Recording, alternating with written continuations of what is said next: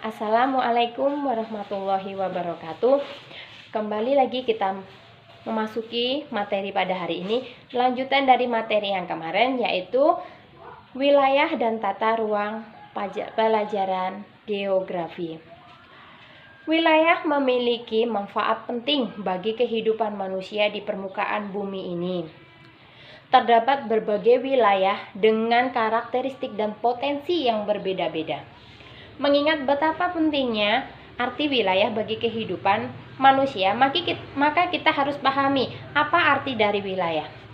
Yang pertama, kita akan memasuki dari konsep wilayah, perwilayahan, dan tata ruang. Konsep wilayah memiliki sejarah panjang. Pada permulaan abad ke-19, penggolongan wilayah dibedakan menjadi dua, yaitu wilayah alamiah atau natural region yang lebih mengutamakan kepada fenomena secara administratif, seperti daerah tertentu yang dalam kenyataannya terdapat bermacam-macam kehidupan alami atau unit alamiah suatu tempat. Pembagian wilayah berikutnya berdasarkan pada ketampakan tunggal atau sering disebut sebagai single feature, yang didasarkan pada ketampakan tunggal, seperti ketampakan iklim, vegetasi, atau hewan. Jadi, konsep wilayah ini merupakan sudut unit dari geografi yang dibatasi oleh parameter tertentu dan bagian-bagiannya tergantung secara internal. Jadi, wilayah tadi dibedakan menjadi dua macam, yaitu yang pertama itu wilayah formal atau formal region, yang disebut juga sebagai suatu wilayah yang dibentuk oleh adanya kesamaan, ketampakan atau disebut homogenitas.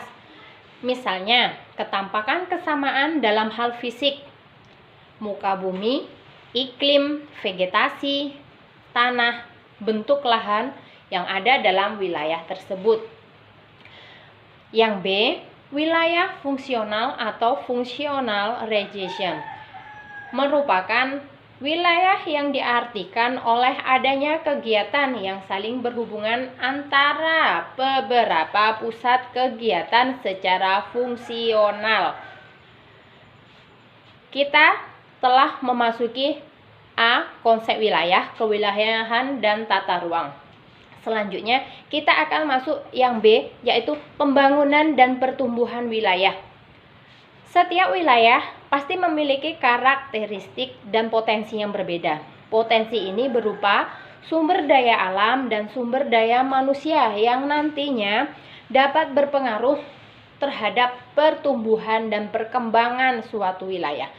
Karena kemampuan sumber daya manusia dalam wilayah menjadi faktor penentu keberhasilan pembangunan dari wilayah tersebut. Jadi, dalam pembangunan dan pertumbuhan wilayah tersebut, di sini dibagi menjadi dua bagian. Yang pertama yaitu pembangunan wilayah. Pembangunan wilayah merupakan upaya yang sistematis yang berkesinambungan untuk menciptakan keadaan yang dapat menyediakan berbagai alternatif yang sah bagi pencapaian aspirasi setiap warga yang paling humanistik. Yang kedua, pertumbuhan wilayah merupakan setiap wilayah yang mempunyai potensi untuk dapat tumbuh dan berkembang menjadi pusat pertumbuhan suatu wilayah apabila mempunyai berbagai aktivitas yang mampu mempengaruhi daerah sekitarnya. Jadi, selain kita mempelajari tentang wilayah dan tata ruang, selain ada konsep pembangunan dan pertumbuhan wilayah, di sini terdapat tujuan dan manfaatnya, yaitu tujuannya memisahkan sesuatu yang berguna dari yang kurang berguna. Yang kedua, mengurutkan keanekaragaman permukaan bumi. Yang ketiga, menyederhanakan informasi dari suatu gejala atau fenomena. Yang keempat, memantau perubahan yang terjadi baik gejala alam maupun manusia. Di sini kita mempelajari tentang tujuan. Jadi kita akan mempelajari juga tentang manfaat perwilayahan. Manfaat dari perwilayahan tersebut yang pertama, informasi dari suatu gejala atau fenomena di permukaan bumi. Yang kedua, terpisahnya fenomena yang tidak berguna. Dan yang terakhir yaitu mengurutkan keanekaragaman permukaan bumi. Jadi dalam wilayah dan tata ruang ini, selain kita mempelajari konsep wilayah, perwilayahan, terus yang pembangunan dan pertumbuhan wilayah, kita juga mempelajari tentang tujuan dan manfaatnya dari mempelajari tentang wilayah dan tata ruang tersebut. Lalu kita masuk dalam materi yang selanjutnya, yaitu dalam wilayah dan tata ruang kewilayahan ini terdapat dampak pusat pertumbuhan, yaitu yang dampak pertama yaitu dampak positifnya, atau sering disebut sebagai trickle down effect atau efek penetasan ke bawah. Dampak positif dari pertumbuhan penduduk antara lain terciptanya peluang kerja, meningkatnya pendapatan, majunya teknologi, lengkapnya kapasitas pelayanan, dan terciptanya kesempatan kerja. Itu dampak positifnya. Di sini selain kita membahas tentang dampak positif, kita akan membahas juga tentang dampak negatifnya.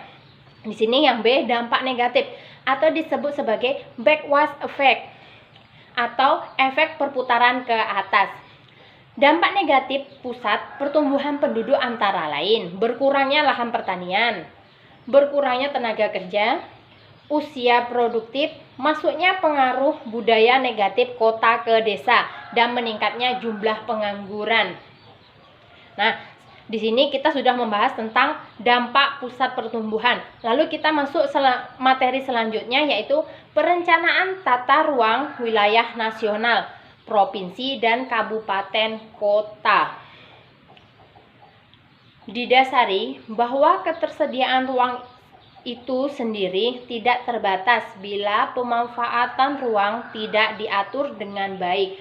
Kemungkinan besar terjadi inefisiensi dalam pemanfaatan ruang dan penurunan kualitas ruang, serta dapat mendorong ke arah adanya ketidakseimbangan pembangunan antar wilayah serta kelestarian lingkungan hidup. Jadi perencanaan tata ruang ini sangat mempengaruhi tentang pembangunan antar wilayah serta kelestarian lingkungan hidup. Kita masuk materi selanjutnya, yaitu permasalahan dalam penerapan tata ruang wilayah. Indonesia merupakan negara kepulauan yang terdiri atas banyak pulau yang dikelilingi oleh lautan. Dengan adanya wilayah yang begitu luas, pastinya menjadikan wilayah Indonesia memiliki banyak kota yang tersebar di masing-masing pulau. Namun, tata kota di Indonesia masih harus mendapatkan penanganan yang serius, yaitu munculnya berbagai permasalahan. Seperti jadi di sini jenis-jenisnya terdapat jenis-jenis dari wilayah, yaitu wilayah homogen, wilayah nodal, wilayah perencanaan, dan wilayah administrasi. Jadi semua itu mencakup pada suatu perwilayahan.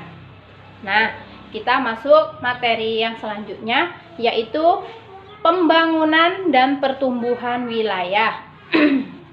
Yang pertama, kita tadi membahas tentang konsep perwilayahan, wilayah, dan tata ruang. Kita masuk yang B, yaitu pembagian, pembangunan, dan pertumbuhan wilayah. Setiap wilayah pasti memiliki karakteristik dan potensi yang berbeda-beda. Jadi potensi ini berupa sumber daya alam dan sumber daya manusia yang nantinya dapat berpengaruh terhadap pertumbuhan dan perkembangan suatu wilayah. Nah, karena kemampuan sumber daya manusia dalam wilayah tersebut menjadi faktor penentu pada keberhasilan pembangunan dari wilayah tersebut.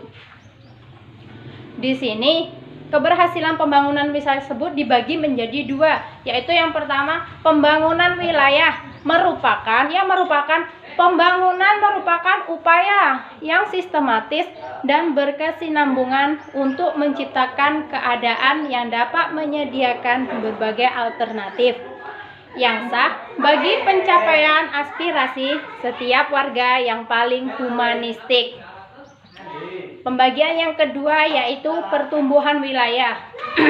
Pertumbuhan wilayah ini merupakan setiap wilayah mempunyai potensi untuk dapat tumbuh dan berkembang menjadi wilayah apabila mempunyai berbagai aktivitas yang mampu mempengaruhi daerah sekitarnya. Nah, masuk kita materi yang selanjutnya yaitu tapi di sini selain kita membahas tentang konsep wilayah, pembangunan, jenis-jenis wilayah, di sini juga terdapat dampak dari pusat pertumbuhan tersebut. Dampak yang pertama yaitu dampak positif. Di sini jika kita membahas tentang adanya dampak positif, pasti juga akan adanya dampak negatif. Mereka saling bertolak belakang.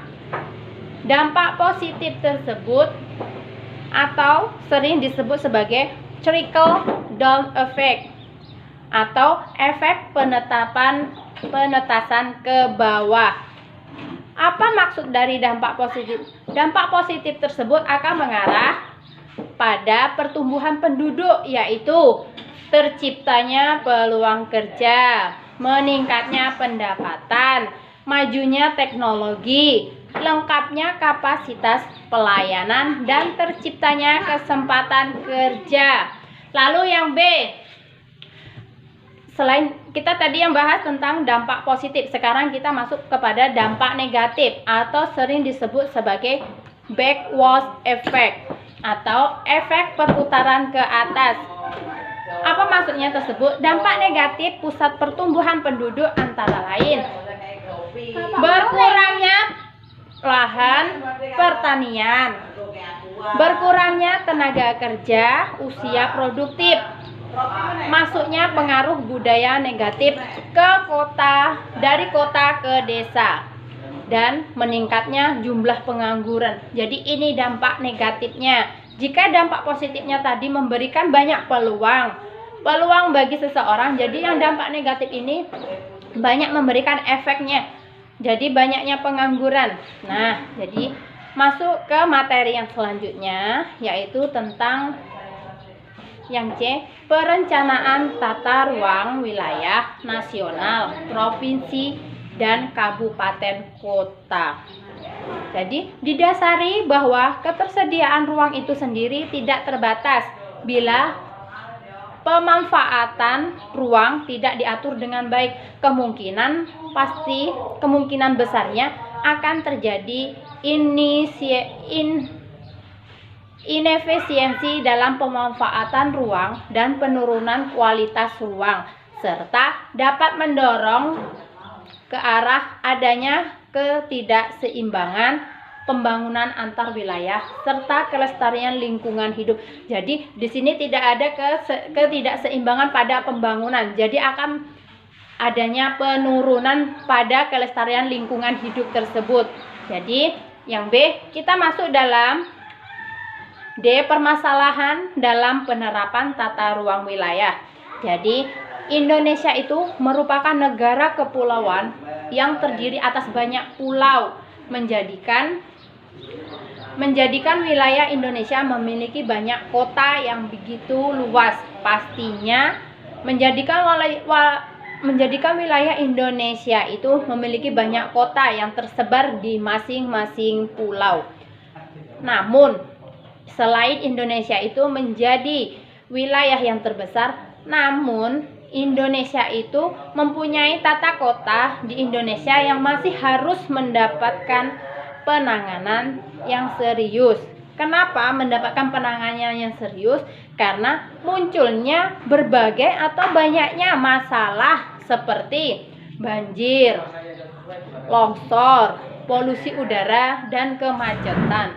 Jadi situasi atau kondisi tersebut harus segera mendapatkan penanganan agar tidak menjadi penghambat pada penerapan atau menjadi penghambat pada perkembangan di wilayah Indonesia ini. Jadi, merupakan suatu alasan perlunya suatu ruang wilayah. Jadi, ada penyebab permasalahan dalam penerapan tata ruang wilayah, yaitu diantaranya perwilayahan yang berkaitan dengan pembangunan kota. Jadi, setiap seseorang yang melakukan perubahan perkembangan pada wilayah tersebut, mereka juga harus memperhatikan pada pembangunan kota. Jangan sampai banyaknya pembangunan kota akan merusak atau mempengaruhi terjadinya pengembangan wilayah di Indonesia ini. Nah, jadi dalam perencanaan tata ruang wilayah nasional, provinsi, dan kabupaten kota terdapat perencanaan wilayah. Pada materi pertama disebutkan dalam pembahasan perencanaan wilayah. Perencanaan wilayah adalah mengetahui dan menganalisis kondisi saat ini, meramalkan perkembangan berbagai faktor atau disebut non-controllable yang relevan, memperkirakan faktor-faktor pembatas, menetapkan tujuan dan sasaran yang diperkirakan dapat dicapai dalam menetapkan langkah-langkah untuk mencapai tujuan tersebut. Nah, jadi di sini dalam perencanaan wilayah terdapat alasan dilakukan perencanaan wilayah. Jadi, alasan dilakukan perencanaan wilayah tersebut yaitu yang pertama, banyak di antara potensi selain terbatas juga tidak mungkin lagi diperbanyak atau diperbarui. Kalaupun ada yang masih mungkin untuk diperbarui akan memerlukan waktu yang cukup lama dan memerlukan biaya yang cukup tinggi atau banyak. Yang kedua, kemampuan teknologi dan cepatnya perubahan dalam kehidupan manusia. Yang ketiga, kesalahan perencanaan yang sudah dieksekusi di lapangan sering tidak dapat diubah atau diperbaiki kembali. Jadi yang keempat yaitu lahan dibutuhkan oleh setiap manusia itu untuk menopang kehidupannya. Yang kelima, tatanan wilayah sekaligus dapat menggambarkan kepribadian dari masyarakatnya. Nah, itu alasan dilakukan perencanaan wilayah. Jadi selain alasan, yang selanjutnya dilakukan tujuan dan manfaat perencanaan wilayah. Tujuan perencanaan wilayah merupakan menghasilkan rencana yang menetapkan lokasi dari berbagai kegiatan yang direncanakan, baik dari pihak pemerintah maupun pihak swasta. Nah, jadi yang pertama, tujuan dan manfaat perencanaan wilayah yaitu perencanaan wilayah yang haruslah mampu menggambarkan proyeksi dari berbagai kegiatan ekonomi dan penggunaan lahan di wilayah tersebut pada masa yang akan datang. Yang kedua, dapat membantu atau memandu para pelaku ekonomi untuk memilih kegiatan yang perlu dikembangkan pada masa yang akan datang dan lokasi kegiatan itu masih dalam perizinan atau diizinkan dari pemerintah. Yang ketiga, sebagai bahan acuan bagi pemerintah untuk mengendalikan dan mengawasi arah pertumbuhan kegiatan ekonomi dan arah penggunaan lahan. Jadi itu alasan dan tujuan manfaat perencanaan pemerintah. Cukup sekian dan terima kasih yang dapat Ibu sampaikan pada materi hari ini. Kurang dan lebihnya Ibu mohon maaf. Ibu akhiri dengan wassalamualaikum warahmatullahi wabarakatuh.